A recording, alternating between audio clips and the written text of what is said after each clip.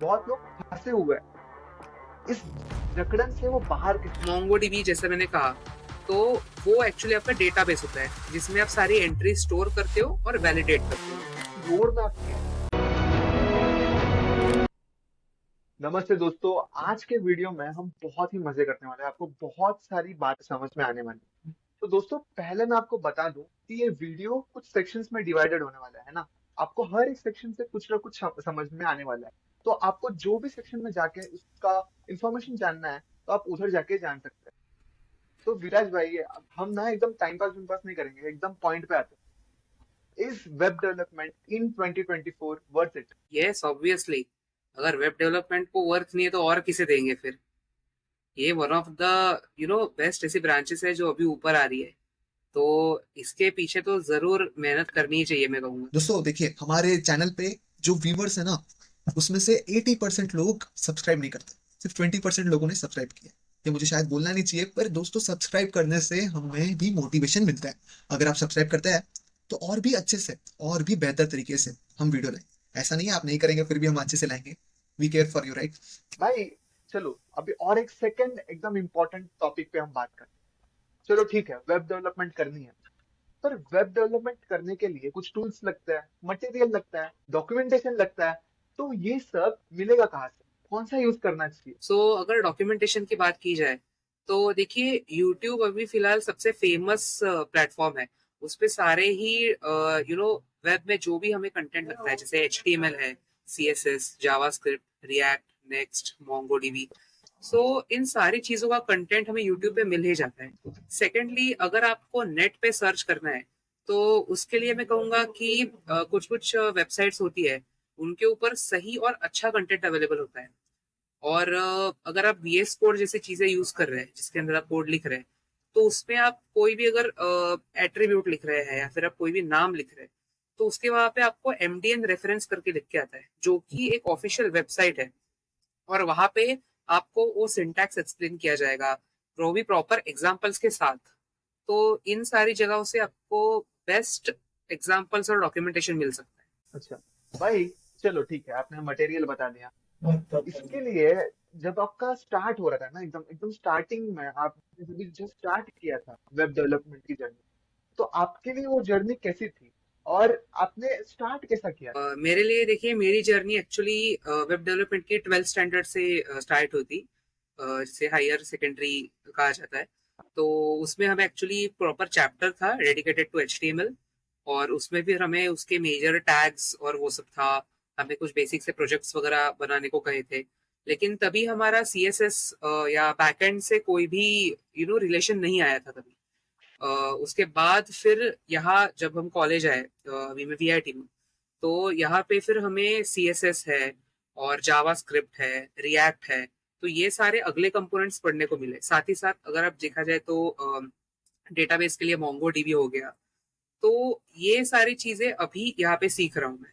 और यही एक्चुअली एक सही फ्लो होना चाहिए, क्योंकि कोई भी वेबसाइट का देखा जाए तो HTML जैसे उसका स्केलेटन हो गया, बैकबोन हो गया। फिर CSS उसके ऊपर एक बेसिक डेकोरेशन टाइप काम करता है। फिर आप जावास्क्रिप्ट से बैकएंड लिखते हो ताकि वो वेबसाइट इंटरेक्टिव बने। और रिएक्ट जेएस आपकी वेबसाइट को उतना ही एनहांस करने में काम करती है। और मोंगो डीबी जैसे मैंने कहा, तो वो एक्चुअली आपका डेटाबेस होता है जिसमें आप सारी एंट्री स्टोर करते हो और वैलिडेट करते हो। तो इस तरह से ये कुछ मेजर कंपोनेंट्स है, और ये इन्हीं इसी फ्लो में करने चाहिए, ऐसा मुझे लगता है। दोस्तों एक छोटा सा ब्रेक। दोस्तों कुछ दिनों पहले मेरे जो ड्राइविंग सर है ना, उनके पापा को लीवर ट्रांसप्लांट करने की ज़रूरत पड़ गई। तो अब ऐसे सिचुएशन में मैं क्या करूँ, उसमें मुझे डाउट था। मैंने सोचा कि इस वीडियो थ्रू आपको इसके बारे में बताया जाए, और अगर आप डोनेट करना चाहें तो कर सकते हैं ना। ये टोटली एकदम प्रूफ है इसका, ऐसा कुछ प्रॉब्लम नहीं है। आपको मैं लिंक भेजता हूँ, है ना, लिंक डिस्क्रिप्शन में है। आप चेक कर सकते हो उनका रियल बता कौन से हॉस्पिटल में वो उनका ट्रीटमेंट चल रहा है, वो भी आप अच्छे से देख सकते हैं। अब वीडियो को कंटिन्यू करते हैं। अच्छा भाई, देखो, ऑनेस्टली मैं बताऊं तो मुझे लगता है कि हमारे व्यूअर्स को इसका एकदम एग्जैक्ट चीज नहीं पता होगा। जैसे आपने बताया, अभी मोंगोडीबी बताया, फ्रंट एंड डेवलपमेंट बोला, बैक एंड डेवलपमेंट बोला। क्या आप इसको एकदम सिंपल वर्ड्स में बता सकते हो? बैक एंड क्या होता है, फ्रंट एंड क्या होता है, मोंगोडीबी क्या है, और डेटाबेस मैनेजमेंट क्या है? ओके, तो व्यूवर्स को मैं ये बताना चाहूंगा कि आप एक बेसिक सा एग्जांपल ले लो, जैसे कि गूगल की वेबसाइट हो गई www.google.com। तो उसपे आपको जो भी कंटेंट दिख रहा है लिखा हुआ, जैसे Google it's a written thing, फिर बटन्स हो गए या नीचे कॉपीराइट वाला वो सेक्शन लिखा हुआ आता है। तो ये सारी चीजें जो भी लिखी गई है या छोटे छोटे से कंपोनेंट्स में आपको दिख रही है, तो वो HTML में लिखी गई, ठीक है। और अभी वो आपको जो अलग अलग कलर्स दिख रहे हैं या कुछ चीजें आपको बड़ी दिखती है, जैसे गूगल बहुत बड़ा लिखा हुआ आता है या फिर बटन्स के अंदर चीजें बहुत छोटी लिखी गई है, तो ये जो छोटे छोटे स्पेसिफिकेशंस है और ये जो डिटेलिंग, ये स्टाइलिंग की गई है, मैं कहूंगा इसको CSS से किया जाता है। CSS है आपका कैस्केडिंग स्टाइल शीट्स, तो इससे स्टाइलिंग होती है। सेकंड, जब भी आप वहां पे कुछ टाइप करते हो या फिर किसी बटन पे क्लिक करते हो, तभी आपका पेज चेंज होता है, आप किसी दूसरे पेज पे जाते हो या फिर आपको सजेशंस आते हैं। तो ये सारा काम बैकएंड से होता है, यानी जावास्क्रिप्ट। तो उसमें क्या किया जाता है, लिखा जाता है कि आप अगर इस बटन पे प्रेस करो तो क्या होना चाहिए। या फिर आपने देखा होगा कि अगर आपका माउस का जो कर्सर है वो नॉर्मल होता है, लेकिन अगर आप किसी बटन पे लेके जाते हो तो वो बदल जाता है, थोड़ा सा अलग दिखने हम्म। लगता है। तो सही ये बात। सारी चीजें CSS जावास्क्रिप्ट इनकी मदद से की जाती है।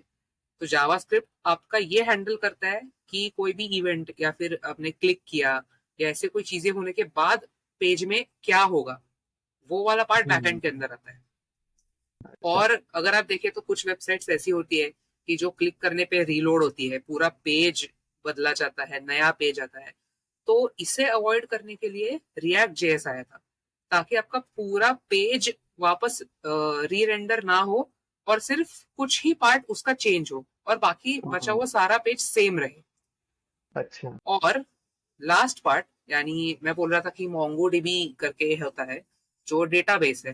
तो जो भी आपका डेटा आता है, जैसे आपका ईमेल आईडी हो गया, पासवर्ड, या आप किसी जगह पे आप अगर फॉर्म भर रहे हो तो उसमें आपका नाम, डेट ऑफ बर्थ, एड्रेस, ऐसी चीजें जो आती है वो कहीं ना कहीं स्टोर करके रखनी पड़ती है ऑथेंटिकेट करने के लिए। तो वो स्टोर की जाती है डेटाबेस में। तो मोंगोडीबी बेटा। एक एग्जांपल है डेटाबेस का, जिसमें डेटा स्टोर होता है और रिट्रीव करके चेक किया जाता है थ्रू बैकएंड। भाई और एक चीज है, देखो अभी आपने इसको भी बहुत अच्छे से एक्सप्लेन किया, मैं सच में बता रहा हूँ। तो ये जो मर्न होता है, मैंने सुना है मर्न फुल स्टैक के बारे में सुना है, ऐसे ऐसे टर्म्स है। तो इनका मतलब क्या है? क्या ये वही है? हाँ, देखो, मर्न का एक्चुअली फुल फॉर्म ही है मोंगोडीबी एक्सप्रेस रिएक्ट और नोड जेएस। ये मर्न है। तो बेसिकली मर्न इज लाइक एम एम से मोंगोडीबी, जो मैं बता चुका। ई यानी एक्सप्रेस। तो एक्सप्रेस भी एक्चुअली जावास्क्रिप्ट बैकएंड के अंदर आता है एक्सप्रेस, जो आपको कुछ चीजें करने में हेल्प करता है। जैसे आप क्लिक करते हो तो आप देख रहे हो आपको ऊपर जो दिखता है, यानी www.google.com, तो ये यूआरएल हो गया। तो जैसे ही आप किसी बटन हम्म। पे क्लिक करो तो ऊपर का यूआरएल चेंज हो जाता है। तो वो हम्म। यूआरएल से डेटा फेच करना या फिर उस यूआरएल तक जाना, कुछ चेंजेस हम्म। हुई, तो ये आपका एक्सप्रेस करके देता है, एक्सप्रेस जेएस, जो बैकएंड में काम आता है। सो ME हो गया। R रिएक्ट जेएस, वो मैंने आपको बताया था अच्छा। कि रेंडर करने में वो हेल्प करता है। और हम्म। लास्ट में आपका आता है N, Node JS. Node JS hmm. भी आपका जावास्क्रिप्ट के अंडर बैकएंड में ही आता है। वो आपका अच्छा। बैकएंड एनहांस करने में थोड़ा हेल्प करता है और जो भी वेब डेवलपर्स होते हैं उनका काम थोड़ा आसान करके देता है। भाई अभी आप अभी प्रोजेक्ट्स करते होंगे ना, ये भी आप बताना, ठीक है?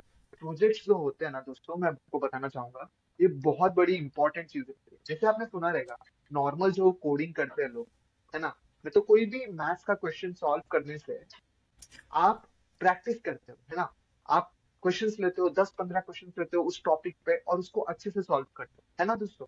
तो वैसे ही अगर आपको ये सब जो वेब डेवलपमेंट की चीज है, ऐप डेवलपमेंट की चीज है, इसके लिए आपको प्रोजेक्ट्स करने पड़ेंगे। प्रोजेक्ट मतलब क्या?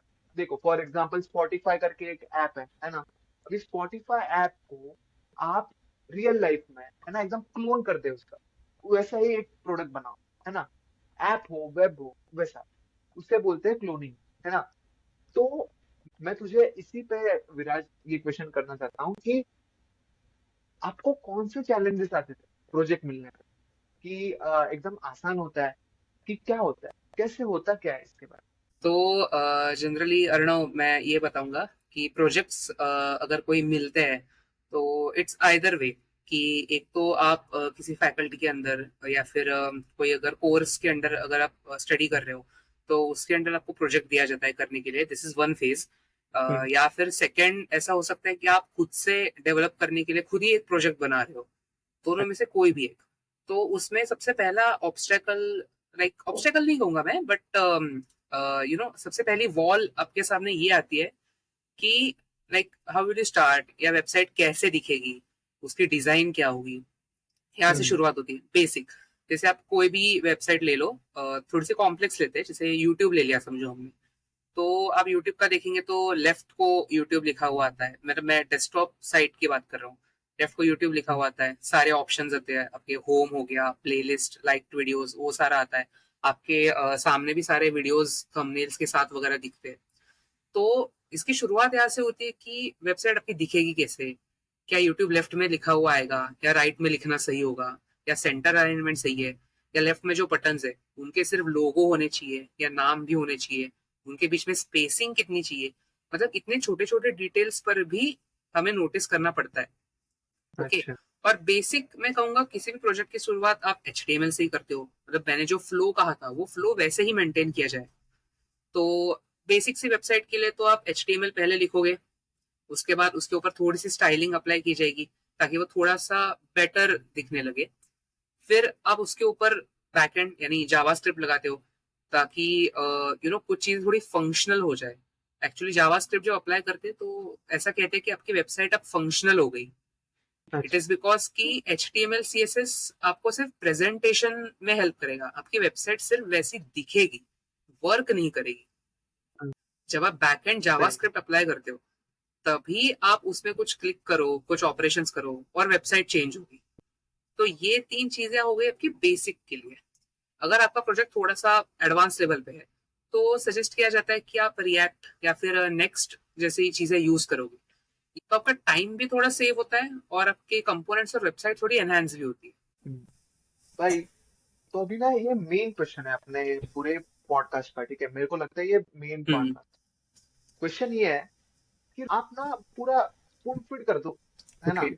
आप बता ही दो हमारे जो फ्रेशर्स हैं, तो जो भी है ना, बड़े हो उनके लिए भी है ये, कि करे क्या। जैसे अभी आप अच्छे खासे लेवल पे हो, है ना? आपको रिएक्ट आता है, आपने कुछ प्रोजेक्ट्स किए हैं, तो आप हमारे व्यूवर्स को बताओ कि आपके लेवल तक तो वो कैसे पहुंचे, कि पहले कौन सी लैंग्वेज पकड़े, उस पे क्या करे फोकस, एकदम हम्म। एकदम स्पेसिफाई करके आप बताओ। तो मैं व्यूअर्स को ये बताना चाहूंगा कि जैसे मैंने स्टार्टिंग में ही फ्लो बताया था आपको कि किस हिसाब से, मतलब कैसे डायरेक्शन में वेबसाइट बनती है, क्या चीजें फॉलो करते हुए। तो आपका रोड मैप में जो भी चीजें सीखनी है वो उसी फॉर्मेट में होगी। जैसे एकदम बेसिक आपको HTML आना चाहिए। तो अब आना चाहिए मतलब आप सीखेंगे कहाँ से? तो आप यूट्यूब से सीख सकते हो। बहुत सारे फेमस यूट्यूबर्स हैं जो HTML CSS ये चीजें सिखाते हैं। तो आपको एकदम स्क्रैच से पढ़ना है, एकदम वेरी बेसिक, जैसे आप कोई भी प्रोग्रामिंग लैंग्वेज करते हो। तो ये किसी भी कोडर को, मतलब बेसिक से बेसिक कोडर को भी पता होगा कि कोई भी आप लैंग्वेज सीख रहे हो उसमें सबसे पहला कोड रन करने के लिए हेलो वर्ल्ड होता है। ये कोई भी लैंग्वेज में होता है। तो यहाँ आपको HTML में भी बेसिक सा सिंटैक्स, फिर उसके अंदर एक छोटी सी लिस्ट प्रिंट करना, फिर धीरे धीरे करके आप एनहांस करते हो, फिर इमेजेस डालो, वीडियोस डालो, ये मीडिया एलिमेंट्स होते हैं। फिर आप उसके अंदर मतलब ऐसे सीखते जाते हो आप, फिर धीरे धीरे आप कंपोनेंट्स बनाते हो पूरे, जैसे आपका एक नैव सही। बार हो गया। अब नैव बार क्या है अगर बताया जाए तो अगर आप कोई भी वेबसाइट पे गए हो और उसके ऊपर अगर आपको लिखा हुआ आ रहा है कि जैसे होम, कॉन्टैक्ट, अबाउट हम्म, अस, फिर लेफ्ट में लोगो वगैरह होता है, तो उस पूरे पट्टी को, उस पूरे फ्रेम को हम नैव बार बोलते हैं। आप यूट्यूब से भी सीख सकते हो, या फिर सेकेंडली डॉक्यूमेंटेशन अवेलेबल है कि अगर आपको लगता है कि आपको यूट्यूब से नहीं सीखना, तो आपको मतलब फास्ट लर्निंग करनी है, या फिर आप सेल्फ लर्नर हो, आप पढ़ के कर सकते हो, तो आपको बस गूगल पे जाना है, जस्ट सर्च कि आपको CSS के लिए थोड़ा स्टडी मटेरियल चाहिए या आपको प्रॉपर CSS ही सीखना है। तो कुछ वेबसाइट्स है जहाँ पे आपको सीधे पूरा कंटेंट मिल जाएगा, आप धीरे धीरे स्क्रॉल करके पढ़ सकते हो। या फिर जैसे मैंने कहा था कि अगर आप VS कोड यूज कर रहे हो तो वहाँ MDN रेफरेंस करके आता है। तो हम्म, आपको बस करना इतना ही है, आपको एक वर्ड उतना ही लिखना। फिर आप MDN रेफरेंस के वेबसाइट के गए, फिर सीधे वहां पे आपको सारा CSS का यू नो कोड मिल ही जाएगा, तो वहां से आप कर सकते हो। सेकंड पाथ आपका CSS हो गया। तीसरा फिर मैं कहूंगा कि अब आपका फ्रंट एंड पूरा डेवलप हो गया अगर आप HTML CSS कर रहे हो तो। CSS का एक्चुअली एडिशनल एक्सटेंशन भी मैं कहूंगा टेलविंड CSS कहते हैं। तो उससे बेसिकली होता ये है कि आपकी कुछ चीजें CSS में जो आप यूज करते हो वो थोड़ी छोटी हो जाती है। ठीक अच्छा। है, लाइक फॉर एग्जाम्पल अगर मैं कहना चाहूँ कि आप मार्जिन दे रहे हो आपके किसी बॉक्स को, समझो आपने एक बॉक्स रखा है वेबसाइट में, आप तो आपको उसको मार्जिन देनी है, फिर थोड़ी सी पैडिंग देनी है, फिर आपको और बॉर्डर में थोड़ा एनहेंसमेंट चाहिए, तो इसके लिए आपको 3 अलग अलग लाइंस में लिखना पड़ा, आपका कोड बड़ा हो गया। यही अगर आप टेलविंड CSS यूज करते हो तो उसका एडवांटेज ये है कि आपकी लाइंस कम हो जाती है। आप शॉर्ट में लिखते हो, क्रिस्प होता है, और अप्लाई भी सही से हो जाता है। तो सेकंड पाथ आपका हो गया CSS। थर्ड आपका मैं कहूंगा कि अभी आप बैकएंड पे जा सकते हो, which is you can move to Node.js and JavaScript. Okay, तो जावास्क्रिप्ट के भी देखो, ये मैं अभी बता दूं कि मतलब आपके पास पढ़ने के लिए जो ऑप्शंस है, तो वो आपके पास और वेबसाइट्स ही है जहाँ पे मटेरियल डाला हुआ है। एक MDN रेफरेंस वाली मैंने कही थी, और लास्ट में आपके पास यूट्यूब बचता है। और मैं कहूंगा अभी के टाइम पे YouTube is the best option, क्योंकि बहुत सारे अच्छे अच्छे यूट्यूबर्स आए हैं, वो काफी अच्छा कंटेंट डाल रहे हैं, तो उससे आपको सही से पढ़ने को भी मिलेगा। और साथ ही साथ मैं कहूंगा आपको खुद भी इंप्लीमेंट करना है, नॉट लाइक कि आप वीडियो देखते देखते बस आगे चले गए और आपने इंप्लीमेंट नहीं किया। तो इससे मैं पॉइंट। कहूंगा मतलब जहाँ 100% डेवलपमेंट होनी चाहिए थी, वहां हार्डली 20-30% ही होगी। एंड पीपल स्टिल क्राई कि मेरा नहीं हो रहा, मैंने वीडियोस देख लिए। तो ऐसा नहीं होगा, आपको वीडियोस के साथ प्रैक्टिस करनी होगी, तभी आपसे वो होगा। ठीक है, फिर तीसरा जैसे मैंने कहा जावास्क्रिप्ट, तो उससे आप धीरे धीरे बैकएंड सीखेंगे। और JavaScript is similar to any other language जो आपने पढ़ी होगी, जैसे Python, C++, Java, similar to any language. बस थोड़े से चेंजेस आएंगे क्योंकि वो वेब से ओरिएंट होती है, तो थोड़ा सा चेंज आएगा बस। इसके बाद आपको एक्सप्रेस सीखना है। एक्सप्रेस जेएस आपका ये कनेक्ट करने में हेल्प करता है, लाइक सर्वर से कोई भी API फेच करना।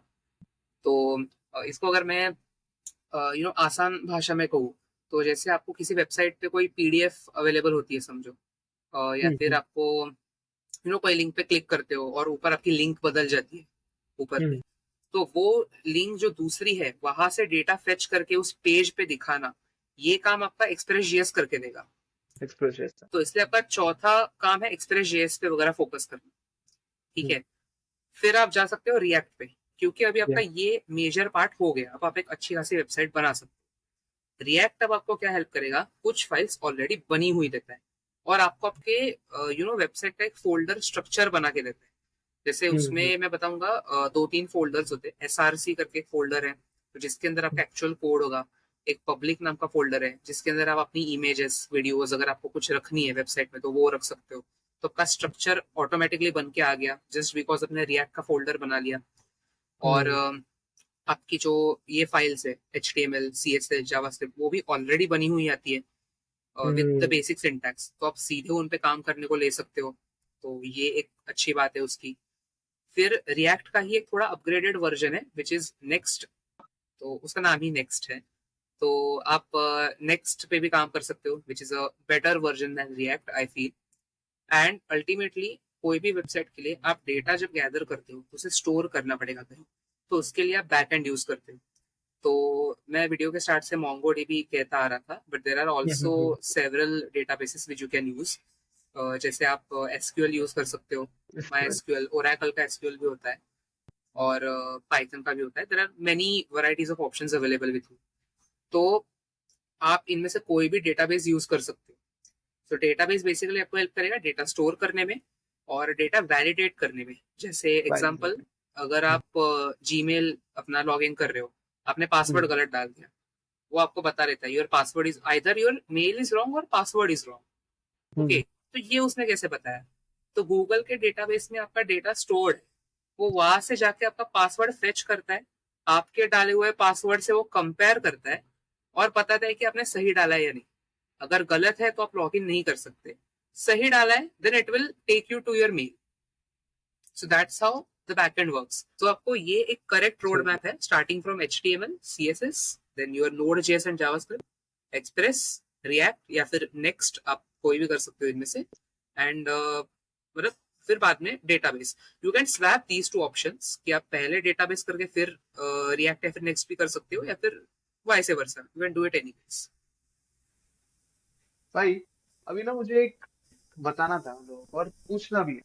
देखो दोस्तों, देखो कोलैबोरेशन ना बहुत इंपॉर्टेंट होता है। जैसे कि हमारे विराज भाई ने बोला है, इतने सारे लैंग्वेजेस हैं, इतना सारा पढ़ना है। ऐसा नहीं है कि आप पे कोई प्रेशर बना है ना। आपके दोस्त भी आपके साथ है, आपके पीयर्स हैं जो आपके साथ एक साथ काम कर रहे हैं, तो उनके साथ कोलैबोरेट भी किया जाता है ना। तो उसके लिए एक होता है वेबसाइट, उसको बोलते हैं गिटहब, है ना। तो वहाँ पे आप आपका जो डॉक्यूमेंटेशन है, जो भी आपको पता है उसके बारे में, आपके वेबसाइट के बारे में सब डालते हो, आपकी फाइल्स डालते हो। और वहां पे जितने भी लोग हैं वो कोलैबोरेट करते हैं। आप परमिशन दे सकते हैं, आप अगर देनी है तो दे सकते हो, किसको देनी है वो भी आप डिसाइड कर सकते हो। तो भाई गिटहब के बारे में आपको पूछना है, एकदम शॉर्ट वर्ड्स में, आप थोड़ा सा शॉर्ट सेंटेंसेस में आप बताइए कि गिटहब का यूज आप कैसे करते तो गिटहब के बारे में एक्चुअली मैं ये बताना चाहूंगा कि शॉर्ट में वो डेवलपर्स का व्हाट्सएप है, हो। हम्म। ठीक है। या फिर डेवलपर्स का मतलब व्हाट्सएप नहीं कह सकते, इंस्टेंट रिप्लाईज नहीं आएंगे, लोग इतने भी ये नहीं होते कि आपने डाला और लोगों ने रिएक्ट कर लिया। डेवलपर्स का फेसबुक काइंड ऑफ जरूर कहूंगा मैं, क्योंकि आप कैसे करते हो, आप आपका जो भी कोड है वो वहां पे हम्म। गिटहब पे अपलोड करते हो, ओके। हम्म। और आप अगर उसे पब्लिक रखते हो तो उसे कोई भी दूसरा यूजर देख सकता है, दूसरा हम्म। कोडर देख सकता है, और वो आपको बता सकता है कि लाइक आप यहाँ पे ये चीज एनहांस कर सकते हो।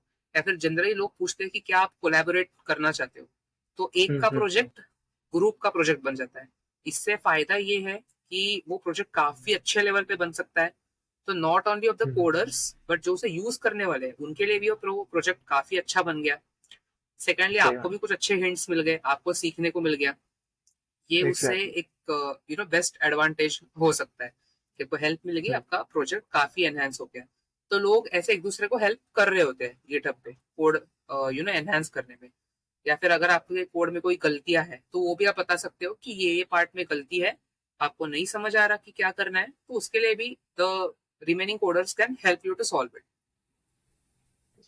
भाई अभी ये क्वेश्चन ना थोड़ा सा लोगों को रिलेट होगा, है ना, स्पेशली अपने बैच के लोगों को। बात यह है कि बहुत लोगों को बेसिक में आता है सब, है ना, एचटीएमएल कर लेते हैं, रिएक्ट कर लेते हैं, ये सब सब सब कुछ उनको बेसिक बेसिक में आता है। पर इनका डाउट रहता है कि भाई इसमें तो कुछ होने वाला नहीं है ना। अगर इनको पैकेज चाहिए, ऐसा कुछ चाहिए अच्छे से सीखना है, तो इनको आगे बढ़ना है ना। अभी एआई जैसे जो महा डेविन टाइप्स आ रहे हैं सब, उसकी वजह से जॉब मार्केट में हमें पता ही है एक अफेक्ट तो हुआ है ना। तो मेरा क्वेश्चन आपके लिए यही है कि ऐसा क्या किया जाए एकदम स्पेसिफिक, है ना, कि जो अपने दोस्त हैं वो आगे बढ़ पाए, है ना। बहुत लोग फंसे हुए हैं इस जकड़न से, वो बाहर कैसे निकले। तो व्यूअर्स को मैं ये बताना चाहूंगा कि आप एआई का हेल्प करके आपका कोड लिखने को भी ले सकते हो। हम्म। नॉट लाइक कि अगर आपको कुछ भी नहीं आता तो आप एआई से हम्म। सीधे कॉपी पेस्ट ना करें, ये मैं सजेस्ट करूंगा। अगर आप वो कोड समझ सकते हो सही से तो आप एआई की हेल्प ले सकते हो, जिसकी वजह से आपका टाइम सेव होगा और आपको ओवरऑल हेल्प होगी।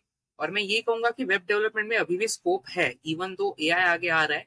बट अगर आपके पास अच्छे तगड़े प्रोजेक्ट्स है, then you can go for it. भाइयों, मुझे लगता है कि अपने विराज भाई ने बहुत अच्छे से एक्सप्लेन किया। मैं एकदम शॉर्ट में आपको कंक्लूजन बताता हूँ, है ना, क्या क्या इस वीडियो में हुआ है। पहला, भाई ने बोला कि कैसे स्टार्ट करना है ना, रोड मैप बताया। दूसरा भाई ने बोला कि हमें क्या करना चाहिए, एक्चुअल में स्किल क्या है। तीसरा भाई ने बोला कि कौन से चीजें हैं जो वेब डेवलपमेंट में इंपॉर्टेंट है, मोंगो डीबी, बाद में मर्न, एज सच उन्होंने बहुत अच्छे से एक्सप्लेन किया। फोर्थ जो चीज उन्होंने बताई, उन्होंने बहुत सारी चीजों को एकदम अच्छे से एक्सप्लेन किया, है ना, डीप में जाके बताई है, हर एक जावास्क्रिप्ट से लेके हर एक चीज। तो ये बहुत इंपॉर्टेंट चीज।